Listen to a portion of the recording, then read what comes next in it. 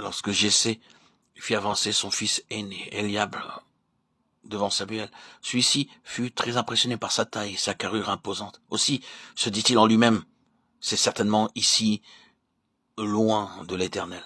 Mais Dieu dit, Samuel ne tient pas compte de son apparence, de la hauteur de sa taille, de sa carrure, car je l'ai rejeté. Il ne peut pas être mon roi, celui qui dominera sur mon peuple. Et l'Éternel dit à Samuel, ne prends point garde à son apparence et à la hauteur de sa taille, car je l'ai rejeté. L'Éternel ne considère pas ce que l'homme considère. L'homme regarde à ce qui frappe les yeux, mais l'Éternel regarde au cœur. 1 Samuel 16, 7. Ainsi, Jessé fit défiler devant Samuel 7 de ses fils. Mais chaque fois, Dieu répétait la même chose. Ce n'est pas lui, ce n'est pas lui, ce n'est pas lui. Mais lorsque David arriva, Dieu dit, lève-toi, oins-le, car c'est lui. 1 Samuel 16, 12.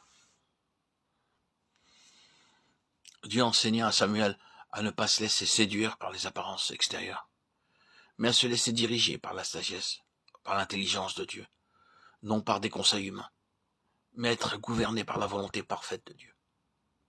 L'Éternel dit à Samuel, quand cesseras-tu de pleurer sur Saül? Je l'ai rejeté, afin qu'il ne règne plus sur Israël. Remplis ta corne d'huile et va. Je t'enverrai chez Ishaï, Bethléemite, car j'ai vu parmi ses fils celui que je désire pour roi. 1 Samuel 16, 1.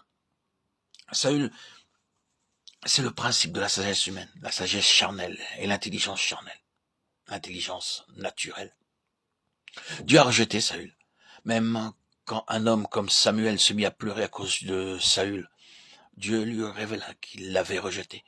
De la même façon de nos jours, Dieu a rejeté toutes ces dénominations mondaines parce qu'on trouve en elles le mélange de la sagesse humaine et de la sagesse de Dieu. De nos jours, vous pourrez trouver dans toutes les dénominations, dans presque tous les groupes, une constitution d'église.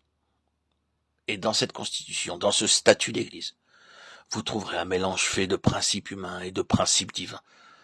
Dans ce genre de groupe, vous ne verrez jamais la véritable gloire de Dieu. Vous n'y verrez que de l'activité, un enthousiasme passager. La gloire ne vient que lorsque Dieu est entièrement mis en état d'autorité sur toute chose, lorsque toutes choses sont exécutées conformément au plan divin, au plan céleste, dans tous les détails. Et de nos jours, que trouvons-nous? S'ils ont besoin d'argent, ils se mettent à mendier. S'ils veulent avoir plus de monde dans leur auditoire, ils leur racontent des mensonges. Et ils inscrivent comme membres de leur église des gens qui ne sont pas même nés de nouveau. Lorsqu'ils ont besoin d'avoir des anciens, ils choisissent de préférence des gens riches, des gens influents. Ils ignorent complètement la parole de Dieu. Ils méprisent la parole de Dieu. Ils préfèrent la sagesse humaine à la sagesse de Dieu. Et Dieu dit, combien de temps vous lamenterez-vous sur toutes ces dénominations, sur tous ces groupements? Je les ai rejetés.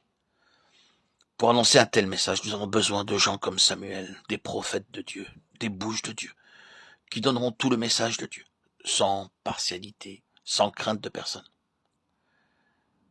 Ensuite, par Samuel, Dieu introduisit David. Et par David, il amena Salomon, qui fit construire le temple de Dieu, le sanctuaire.